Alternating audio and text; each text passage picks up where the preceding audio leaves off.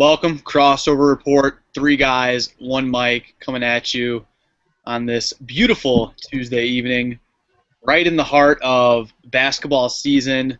So a lot of stuff to talk about, some news in both the NBA and college basketball. As always, Paul Lamb, Nick Damiani, and myself, Neil Doyle. So about our 10th episode here, streaming live on YouTube. I want to thank everybody that's been watching, following us on Twitter. Give a quick shout out to everybody, all of our fans out there before we start the show. So let's get into it. Two topics we're going to talk about tonight, one in the NBA, one in college basketball. In the NBA, big story developing this week. Good old Jimmer Fredette, everybody who loves Jimmer Mania, signed a 10-day contract with the New York Knicks, played his first game with them actually last night, got in the garbage time with about 10 minutes to play, and made a three. So that was, big news today around basketball circles. So, I mean, obviously now it goes back, and Jimmer's always been a story. Starting at BYU, was a stud, was jacking up shots from the half-court line and just draining them. Hasn't really panned out in the NBA. Sacramento went out on a limb in the 2011 draft and picked him 10th in the lottery. His first season in the league, his first two seasons were probably his best in Sacramento. Only played a total of 170 games there. 130 games there in Sacramento. Had a few starts his first season, but after that, was in Sacramento for 2 seasons, moved to Chicago, didn't play at all there, went back to Sacramento, nothing, was at the Pelicans for a year. And then to start off this season, he was with the Spurs in the summer. They cut him, went back to the Pelicans, and then they cut him at the very beginning of the season. Was in the D-League for a while, and now the Knicks have given him a 10-day contract. So Jimmer, who a lot of people thought he'd be kind of a hit-or-miss guy with his ability to score the basketball in the NBA, hasn't really panned out. His size has been an issue. And I don't know. I mean, obviously, I think the question of, and in my mind, we talked about this a little bit, I think, before in one of our crosstalks. I think we talked about Jimmer a little bit. And I don't think he's ever going to pan out in the NBA. But, and the only reason he's really, I think, getting this 10-day contract being he's been playing pretty well in the D-League. He's on the Westchester team. I think that's through the Knicks organization, actually. Was the D-League MVP of the All-Star game that the D-League did this year. So there's been a lot of hype the last few weeks about Jimmer. I guess really the only question to ask is, in your guys' mind, is Jimmer ever going to be able to, make a team in this league and be able to stay on it for maybe 2-3 years and be a role player, or is he just going to be a guy? And are the Knicks doing this more for, publicity as a PR, stunt, because obviously they've fallen off, started the year strong, but have kind of tapered off now? Is this maybe just kind of a, PR scam to get some media around the Knicks, or are they actually considering him as a guy to bring off the bench and play some minutes? I don't know. What are your guys' thoughts, Paul? Well, I don't think it would be a PR scam just because they already got Porzingis there. They got Melo. They just fired Derek Fisher. You got Kurt Rambis, favorite in porn on Twitter and stuff like that. So I think they got plenty of publicity. And I think inside of that, I think that's why New York is such a great place for Jimmer to maybe become a role player. He's from New York, so he's probably more comfortable in his hometown. But also, it's not like when he was in Sacramento where all these lights are going to be on him. Everybody's going to be focusing on him because he's this top 10 pick. There's a couple years removed from that. We're a couple years removed from BYU. There's other bigger names like Porzingis and like Melo who are going to get the bulk of the media attention. He's still a great shooter. I don't think you're ever going to change that about him. I mean, he might not be able to create a shot as well in the pros as he did in college, but he's a great shooter. He was shooting like 48% in the D-League, which granted is the D-League, but still, he's just got to get better in transition.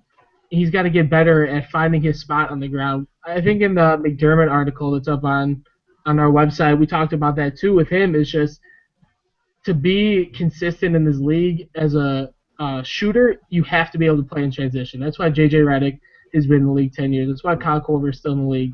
If you can't find your spot in transition, you're really not going to be anything. It's great if you can put the ball on the ground, take a couple dribbles, but if you just want to be a shooter and that's what you know that you're best at, work at that, work at your positioning, I think Jimmer can get to that point. I think he can be on a team like the Knicks for 3 or 4 seasons to come. Bold, very bold. Nick? Yeah, I actually really disagree with what Paul said. I think it's more of a PR stunt by the Knicks here. I mean, Jimmer, what did he do? He scored 35 points in the All-Star game, so all of a sudden he got a little buzz around him. I mean, if people get tired of seeing Kristaps and Carmelo, I mean, they've already seen him for half a season. Never. Never. How could you ever get tired of watching Kristaps? You don't think they're tired of Carmelo? Carmelo has been there for all these years. I think everybody's tired of Carmelo, but I mean, yeah, great. All right, so maybe they cover Kristaps, but adding Jimmer to that's just another reason for some more fans to come in there. It brings in a new demographic of Jimmer fans because everybody knows Jimmer has a solid following. Do I think Jimmer can be successful in the NBA? Absolutely not. Like you said, Jimmer's always going to be a great shooter, but there's been plenty of great shooters that we've seen from college basketball come to the NBA and it doesn't transition, like you said, because they can't create their own shot. And it seems like Jimmer was never the type of guy to run off a ball screen and catch and shoot. He was always a ball-dominant kind of guy where he would create his own shot in college where basically just dribble down and let it fly. I can't say for certain with Westchester what he does there, but I'm sure he's very ball-dominant there as a point guard. When in the NBA, he'll never have that opportunity here. He would have to be a guy that runs off screens like Redick does. And right, Kurt I don't see why he couldn't do that. And Kurt I don't think so because that's just not his game. I think that's what he does. That's what he does in Westchester. He's a point guard. He played point guard at BYU. And Rambis came out in an interview yesterday, I think, or I don't know if it was on Twitter, that he'll never be a point guard in this league. And I think just with his size, he's only 6'1", pushing 6'2". Yes, he's a guy that in college was able to create his shot. With his size, he's not going to be able to do that in the NBA. He's just not big enough and physical enough to do that. And, we talk about he's such a great shooter.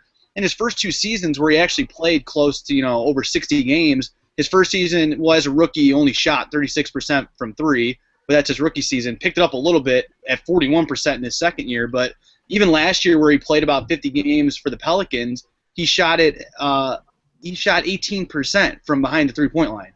Bad season. He can't have a bad season? 18%. No, but come on, you're such a great shooter that's there just to sit in the corner and shoot threes. He can't even do that. He shot 18%. Yeah, right. But that's what I'm saying. That's what I'm saying. He hasn't recognized that yet. If he can recognize that, he can be on a team where they're not going to be looking for him to play point guard, where Melo's going to be having the ball most of the time anyways. I'm just saying he could be. You guys are shutting it down immediately. I'm saying he could be. He doesn't have the NBA body. Yes, he can score in the D League. He could score probably over in Europe. He's not. There's no point guard like it's never been done before. Like the Knicks guard right now. Who's the guy we can never figure out who's the Knicks actual point guard? It's actually Jose Calderon right now. They also got Langston Galloway. What's his name? Guy. Who was their guard last year and the year before that? Calderon. No, the other dude. You're talking about Landry Fields, and he hasn't been there forever. No, not Landry Fields. I can't even think of the guy. The guy that was like 45 and he was still playing last year for him. He could defend Jimmer. There's no guard in this league that couldn't defend Jimmer now. Aaron Brooks could guard Pablo Jimmer. Piergioni. Easily. I can go all day with this. Guard him. I don't know. Norris Cole. Could defend Jimmer. Jimmer's just not. I don't ever see him being in the NBA. He's never. It just. Well, technically, hold on. He's in the NBA right now, so. Well, I don't see him ever being a consistent player. He had his chance for 2 years in Sacramento, where he actually played 60-plus games. He's played 50 games last year for the Pelicans and shot 18% from 3.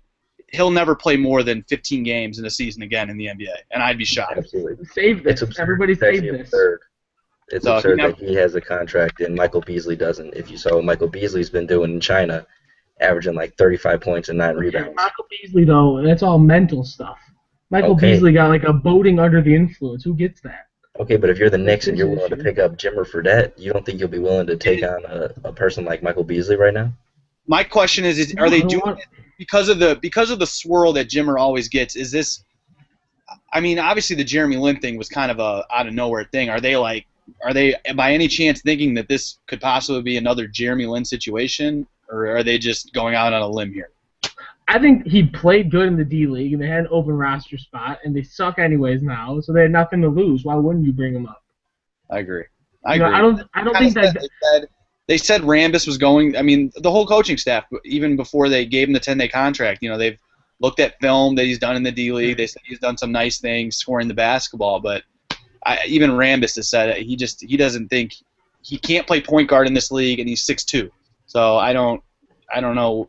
He's just going to be a liability. And unless he's going to come out and start shooting the ball like he can and score, I don't see that happening. He's not going to make a team and won't stay on the team for very long. So he won't be able to get a shot off. He'll never be able to show anybody a shot because he will never get it off. And that's the problem. Ever. So you're and that Jeremy Lin thing was the luckiest week in sports ever. Right. And you're supposed to be relied on to score, and you can't even get your shot off. I mean, I don't know. Jeremy Lin thing wasn't lucky. Jeremy Lin's a good player now, but that's another conversation. Yes, he's not. He might win 6th Man of the Year. What are you talking about? Yeah, all right, we'll talk about that next time. That might be another video, but we'll see. I don't know. It worked for Jeremy Lin. Maybe it will work out for Jimmer. Paul's on board. Nick and I think, are in the same boat. I'm tired. Doesn't Millsaps have to jump into Lake Michigan, though? Mike Millsaps, one of our crosstalk videos. That's what he said. I don't know. There was a little bet between Nick and our football analyst here at the Crossover Report. Was it you or was it Kelly and him? No, Nick wasn't even on. No, he said it was something about Nick. But Nick had to do it from fantasy football or something. I don't know. But there was a bet. Mike Millsaps never thought Jimmer Fredette would make another team again, and what do you know? Just got a 10-day contract. So Mr. Millsaps lost that bet, and looks like he's going to have to jumping into Lake Michigan here very soon. So Jimmer Fredette doesn't seem to go away. We'll see if there's anything that comes from it this week. He's on that 10-day contract. Played 2 minutes last night. I don't know. I'm not sure when the Knicks' next game is, so we'll see. We'll keep you updated with that on Twitter. We've had some articles on the Jimmer saga so far with this 10-day contract, so you can check that out at our Twitter, at Crossover Report. So moving into our next topic here, our last topic of the night, college basketball, March Madness, just about probably 2 weeks away, I think, or 2.5 weeks. Only about 3 games left here before conference tournaments start. And, what else to say other than this has been the college basketball season of complete mayhem, a lot of parity within the league this year in college basketball. No one team really being able to be dominant. I think there's been now, 7 number 1 seeds this year? Villanova currently the number 1 right now. And there's just been a lot of disparity. USA Today and ESPN have had their brackets right now, bracketology, teams that they think will be the 68 teams to compete in March Madness, and there's a little bit. I mean, they're pretty similar. USA Today has Villanova, Kansas, Oklahoma, and Xavier as their 1 seeds.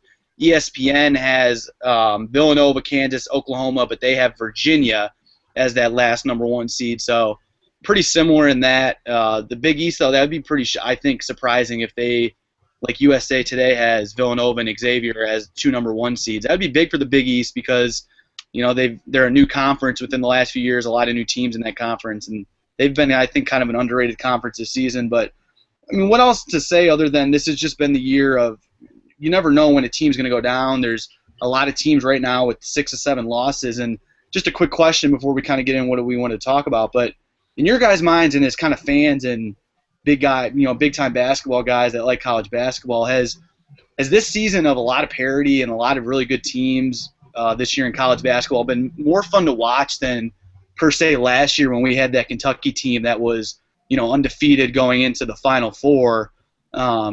Is it better for the game to have a team like that, or is it a better story to see a team undefeated like Kentucky a year ago, or is it more interesting to see so much parity right now in college basketball where any team can beat anybody and there's just a lot of good teams? Is it more fun as a fan to see that, or do you like that team that can possibly go undefeated and maybe win it all, which we haven't seen, but that Kentucky story last year was fun to watch? In your mind, which has been a more fun season, last year with that team or this year with so many good teams?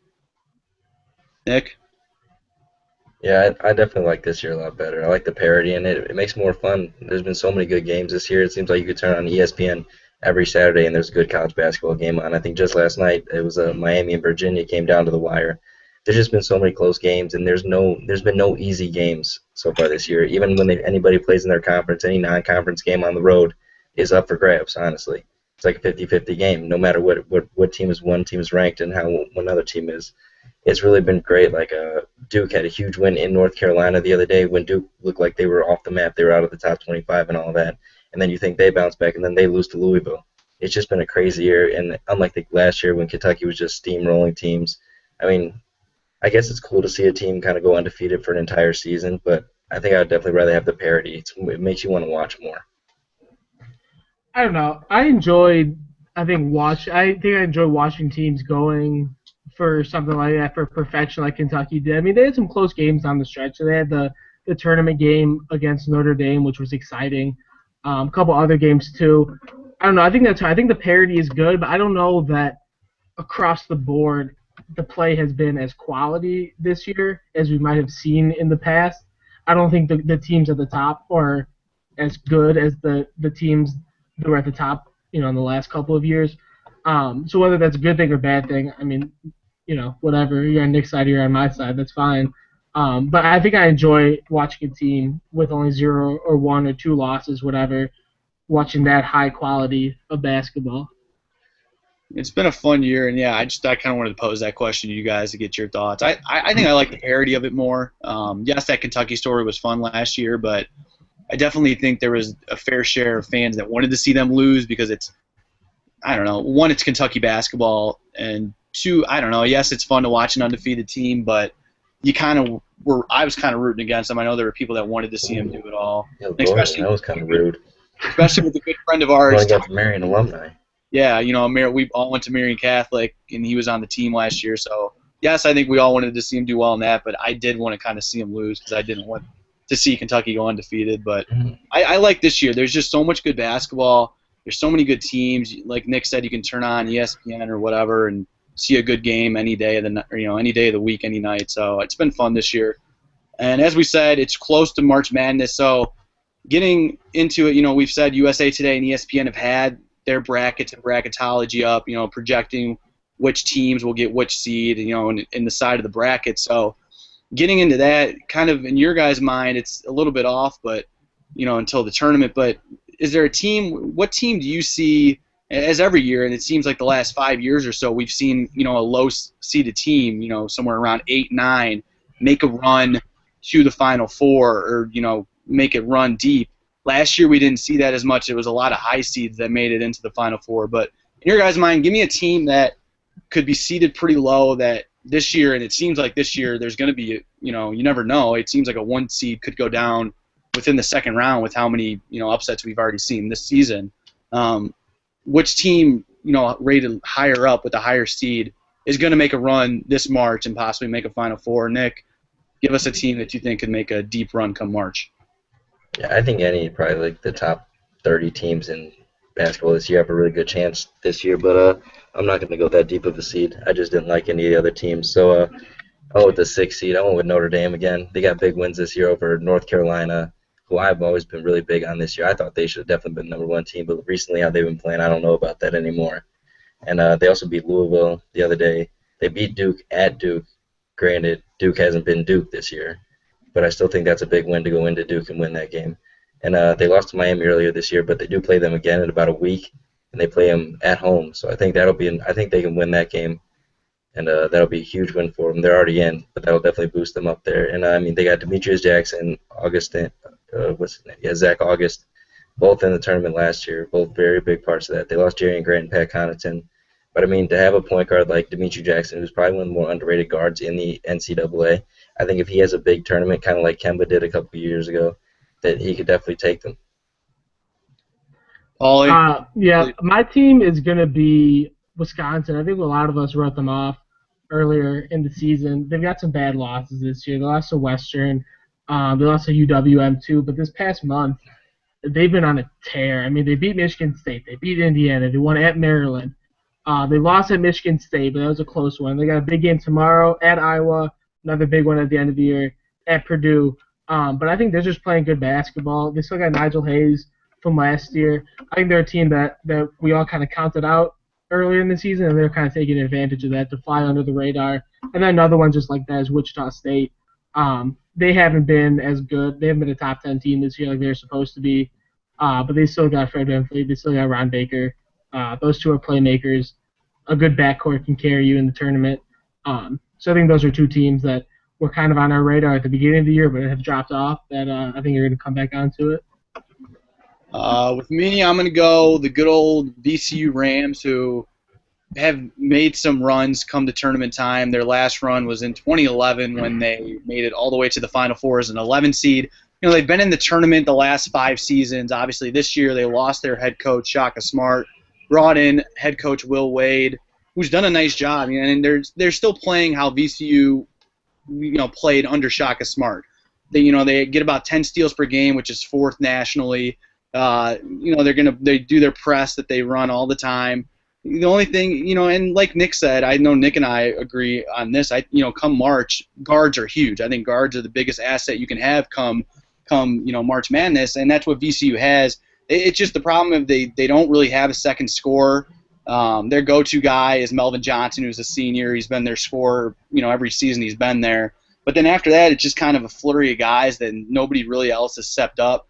But a guy like Jordan Burgess on their team is a junior who has been really injury-ridden throughout the season. If he's able to get healthy within the next few weeks, he's missed some games. He's been back for about 5 games now, I think. He's really was supposed to be their second best scorer, but with all the injuries he's had this year, he's really struggled to get back in shape. But if he's able to get ready, go March time, and be that second guy for VCU, don't be surprised if they're able to make another run. And you're going to hear the VCU Rams. They're projected for about an 8 or 9 seed right now, which would be tough because then coming out of that, you'd have to play a number 1 seed. But I mean, even if they were able to drop to maybe like a 10 or maybe even that 11 seed, but you don't want to drop, come this time. You want to be playing your best basketball right now. They're leading the A10 conference, but you never know. If they're able to get a good seed, I could see them, upsetting a number 1 team just with their ability to turn you over and, with all the guard play that they have.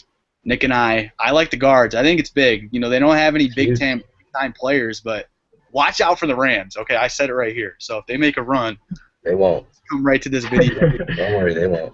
So we'll see. A lot of projections, and it could be watched with all the upsets we've seen throughout this season. It could be a March Madness where we'll have all the number 1 seeds in the Final Four, and we won't have any low seeds make a run. But you wouldn't expect that with the college season we've had so far. So should be fun to watch. March Madness just in about 2 weeks or so. Only a few games left in the regular season, and then conference tournaments will kick up. So we'll have all that coverage for you right here on our Twitter at Crossover Report. I think that's going to do it for us tonight. Any final comments before we head out, boys? Watch out for the Billikens in the A10. Had a tough overtime loss against Dayton tonight, but big wins at George Mason this year, at UMass, against Davidson. And make a run, I'm just saying. That's big. Those are top 40 RPI teams, so thank you. ISU could win the Missouri Valley, I'm telling you. I don't know. They just lost on Saturday. We'll see. We're rooting for our schools. Illinois State. I think both of them are going to have to win their conference tournaments to have any chance come to make still might not get in. To make the tournament in March. So we'll see. But that's going to do it for us here tonight. As always, 3 guys, 1 mic, right here, Crossover Report. You can follow us on Twitter at Crossover Report. Like us on Facebook. Subscribe to us right here on YouTube. And check us out, crossoverreport.com, where you can find everything basketball, baseball, and football related. So it's going to do it for us. As always, Nick Damiani, Paul Lamb, myself, Neil Doyle. We'll see you next time. Thanks for listening to 3 Guys, 1 Mic. We'll see you next time.